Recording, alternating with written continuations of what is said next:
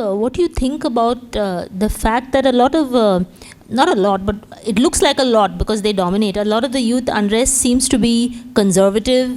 There is this anti-reservation, not just the anti-mandal thing, but also that Forum for Equality and all these groups which are quite active.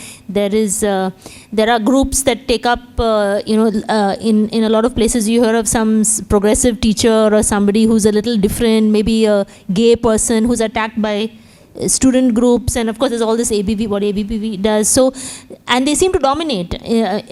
Of course the percentage of such people in the country as a whole would be tiny, but in the educational institutions they dominate. This kind of casteist ferment, which is anti all kinds of progressive things. So what have you dealt with that?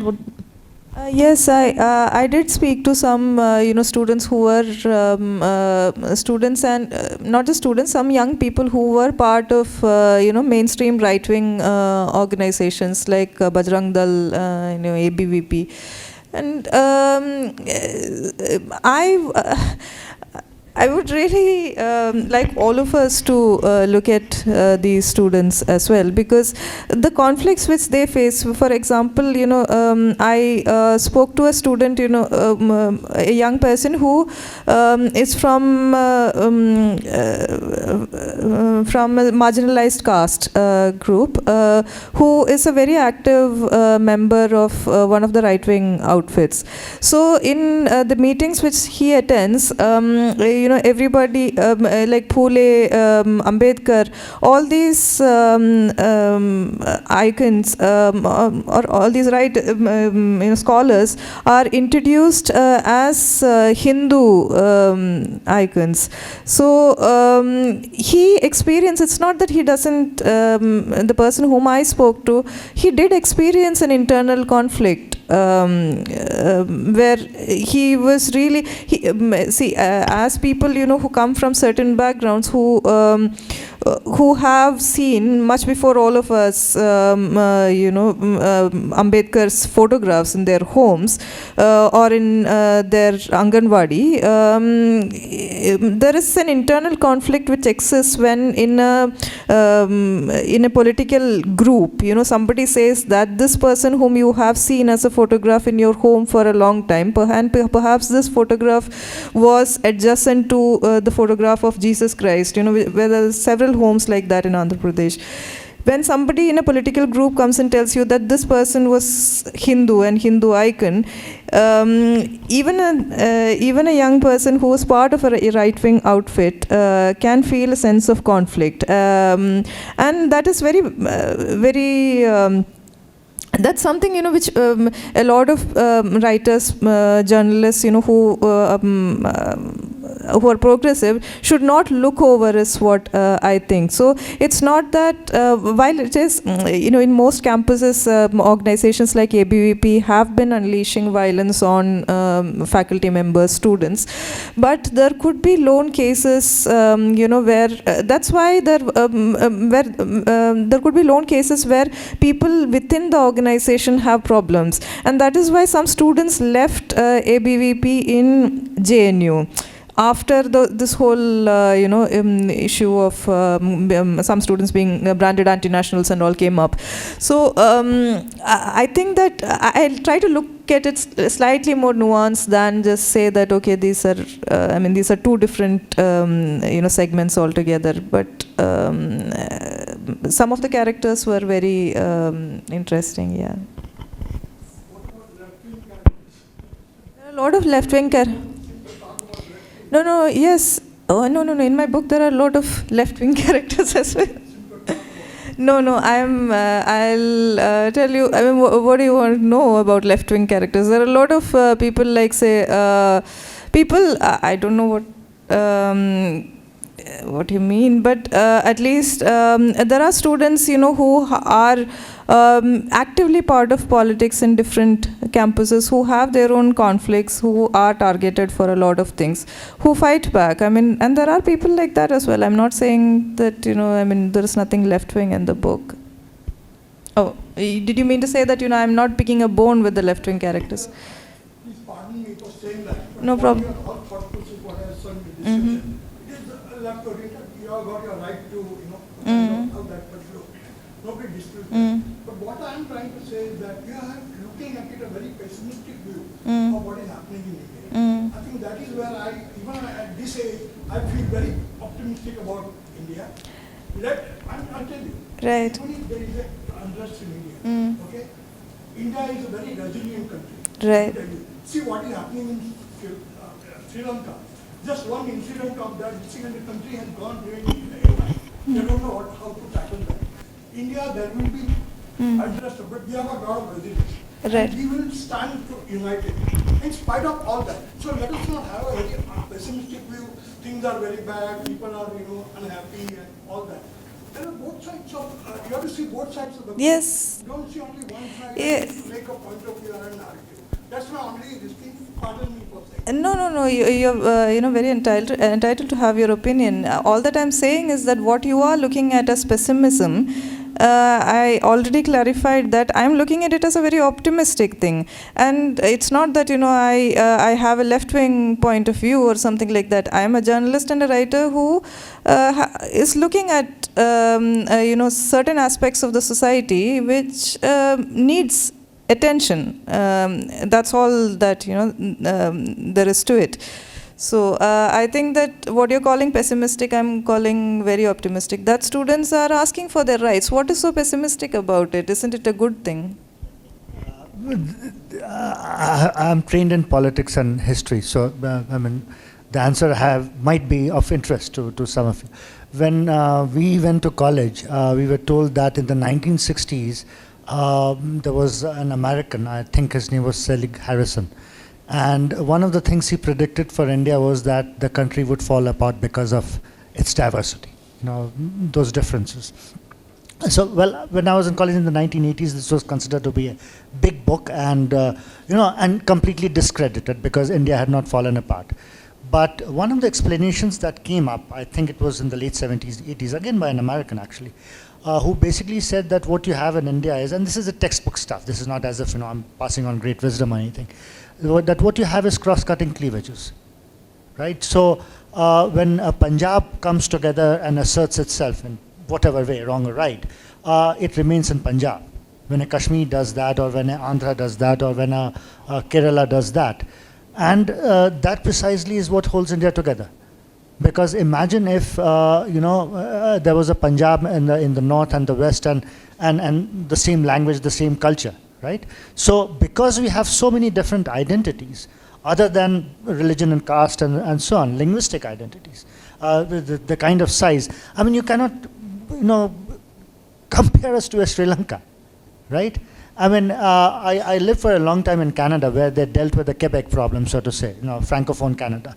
And I would laugh at my friends and said, imagine if you had these 6-7 provinces in Canada with each speaking their own language, right? And demanding autonomy. That's the kind of thing that India deals with, right? And that may be seen as a weakness, that may be seen as, at times gives the impression that things are crumbling. You're right to be optimistic. And I think Nikhila is right in being optimistic. When I say I am pessimistic about this or that, it's something very specific, the state of higher education in the country. Because ultimately, our kids have to go get jobs. They have to work for a living, right? But because we are such a diverse country, that's what is going to hold us together, because we are all going to be divided over our claims to the center, which is Delhi. Right, so whoever is in Delhi has to deal with all these different kinds of demands that are being made. So you either deal with it by, some concession, some use of, I wouldn't say force, but for lack of a better word, you negotiate, you deal with those things. Whether it's a demand for statehood, whether it's a demand for reservations, things will always be less than perfect than in a less diverse country. Countries that are less diverse, they have certain advantages and they have disadvantages too. But in the course of nation building, which is, what the historical experience of other countries tells us, it's not going to happen in 5 decades, 7 decades, 10 decades. All these things need to happen, have to be part of the process. In other countries around the world which have strong national identities, so to say, they have gone through wars, the kinds of wars that we haven't gone through. We look at China. Do we even want to think what China has gone through in the process of becoming what it is today, or what it continues to do against its minorities? Do we want to be a Turkey? Today's Turkey? I mean, do we want to be, talking about us, but, in Pakistan, do we want to have any reference to Pakistan, the kind of nation state it is, right? So I think these are part of the process. I mean, we can have somewhat pessimistic view, somewhat optimistic view. It's part of the narrative, and out of all this ferment, we are likely to have something good, because if things remain constant, whether it is the caste system, whether it is our understanding of religion, whether it is our understanding of authority, those in power, what kind of responsibility do they have? Because we have elected them, right?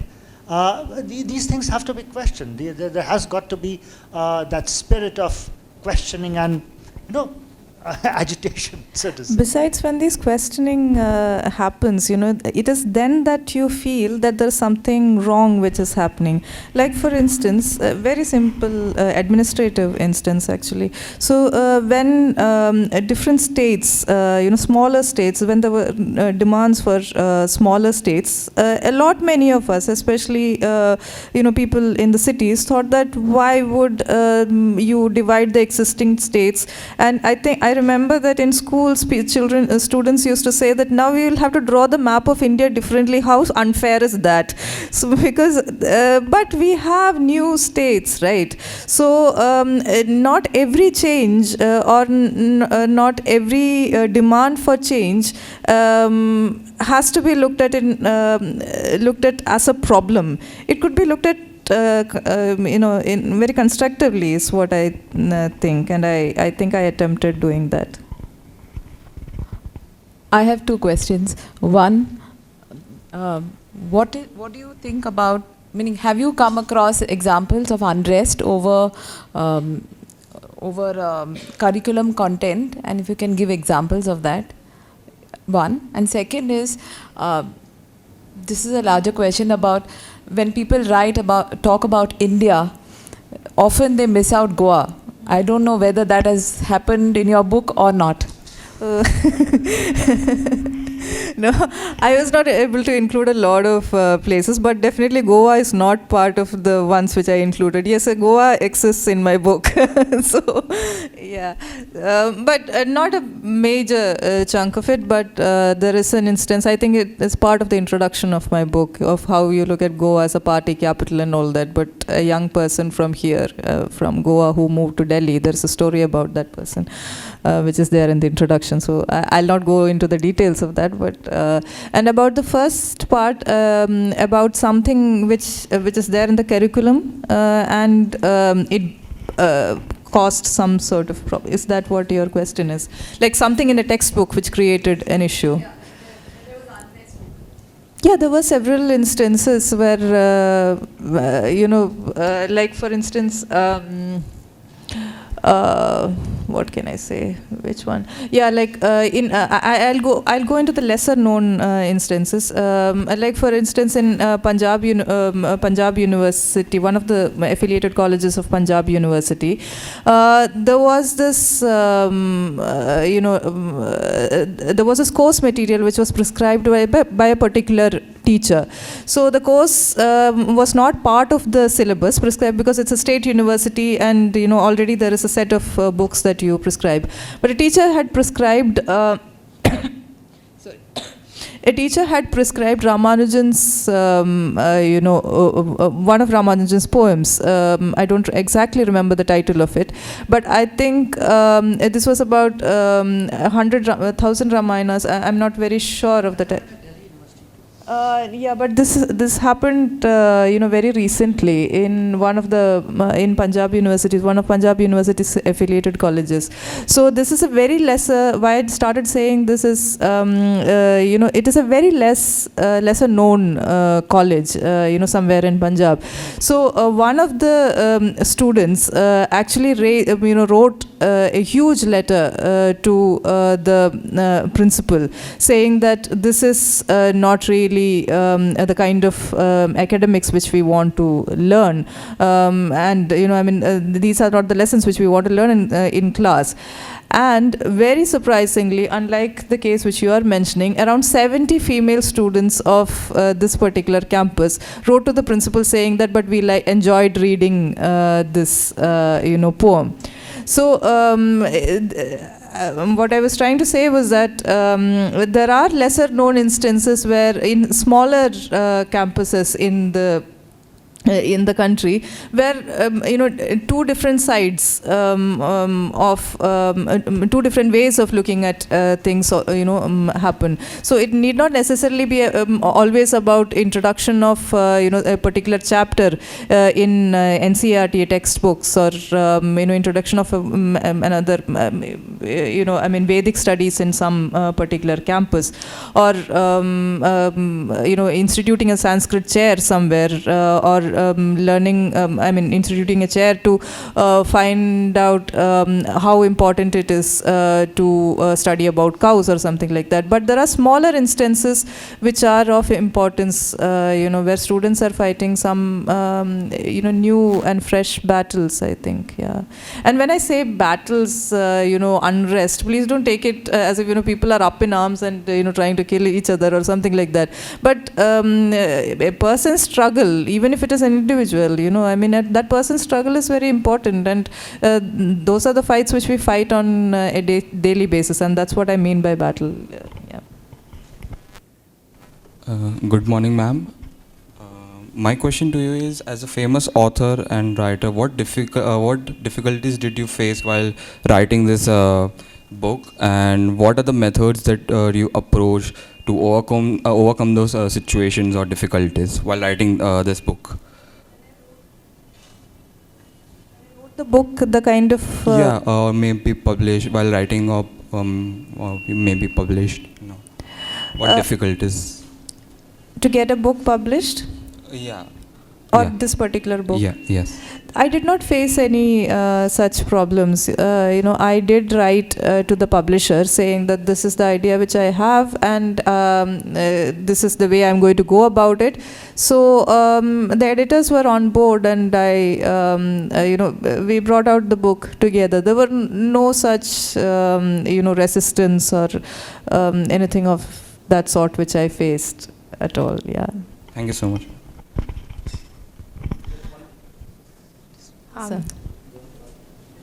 Good morning, ma'am. It's been a pleasure being with you. Okay, I would like to ask you that as young journalists, or to be journalists, if we want to voice out some of the social concerns, we basically fear from whatever flashbacks we're going to get.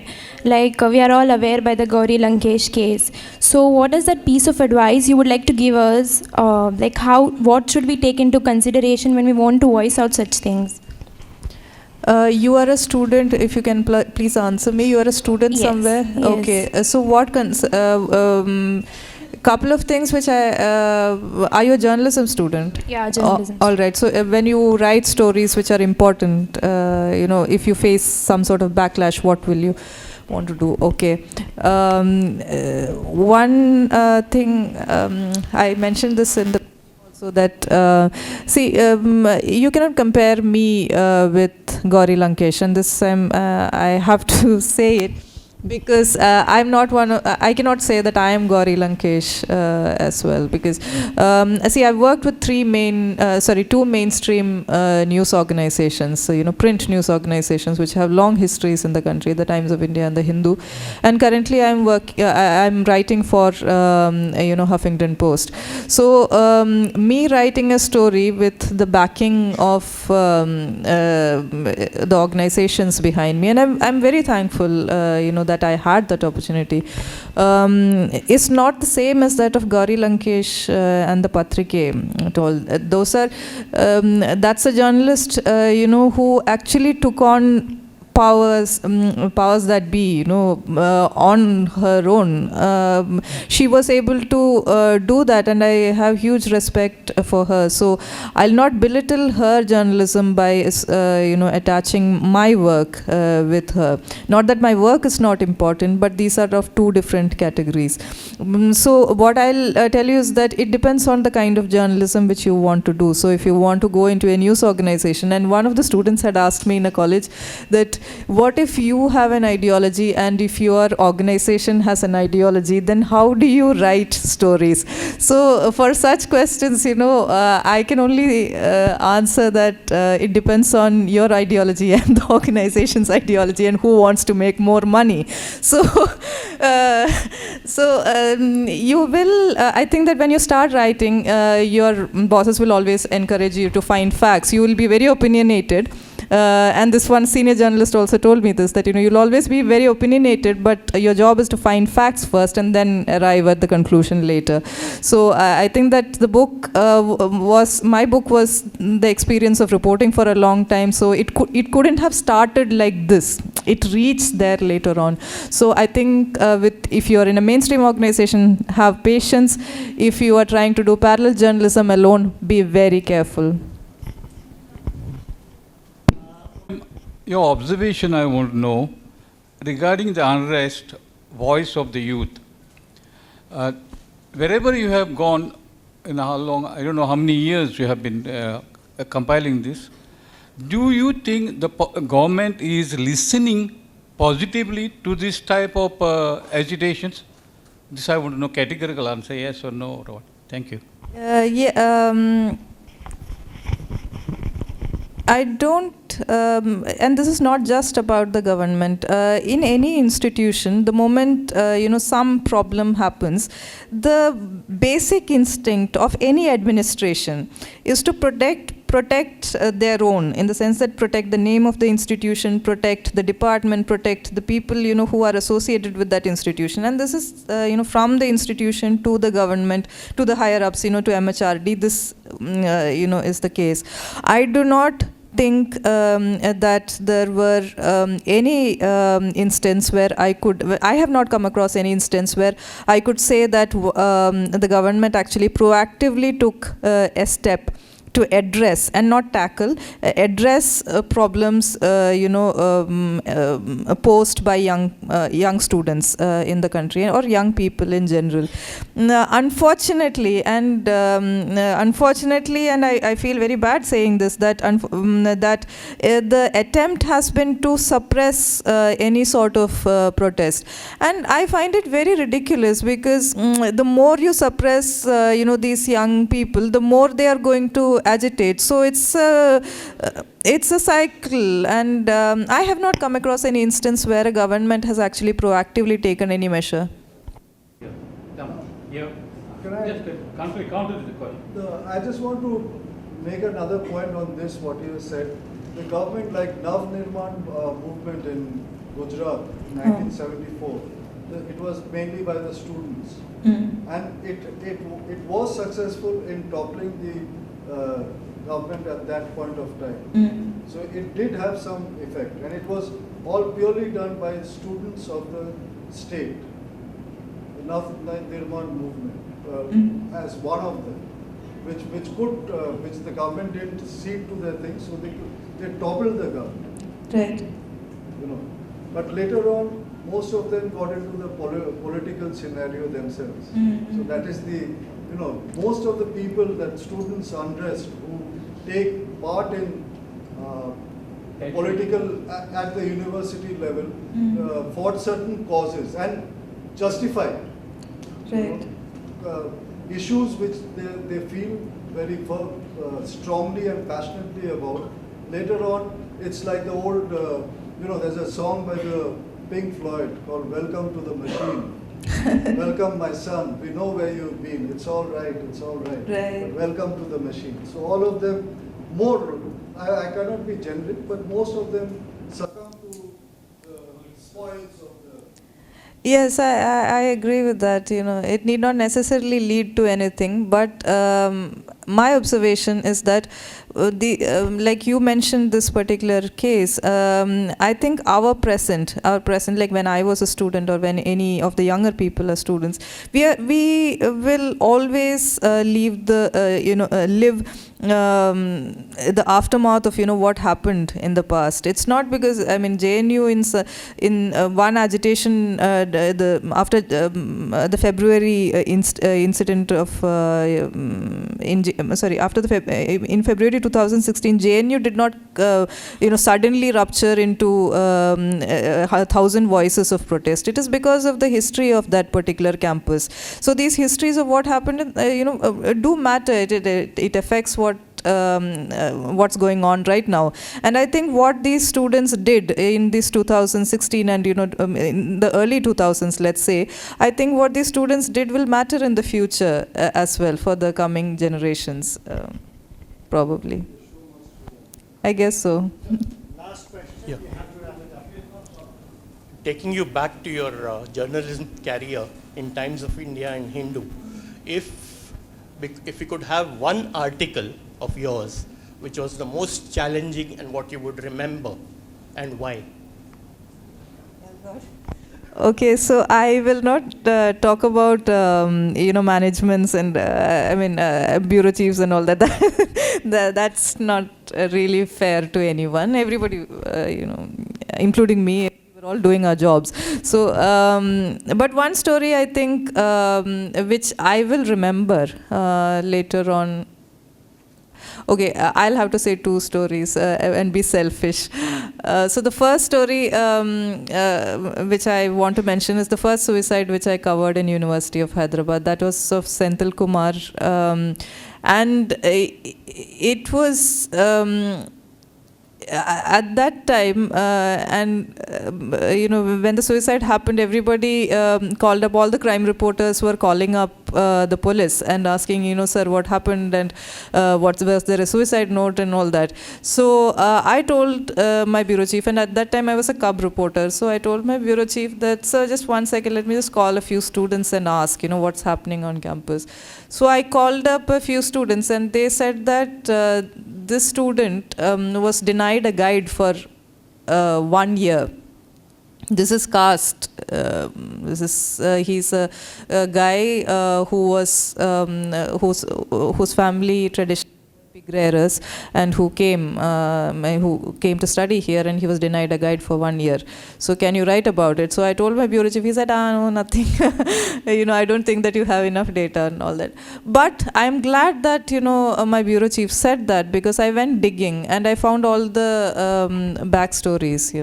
So I think that first story, which was a non-byline story, I wrote about what happened to this guy, was the first. Is something which I'll remember, I think.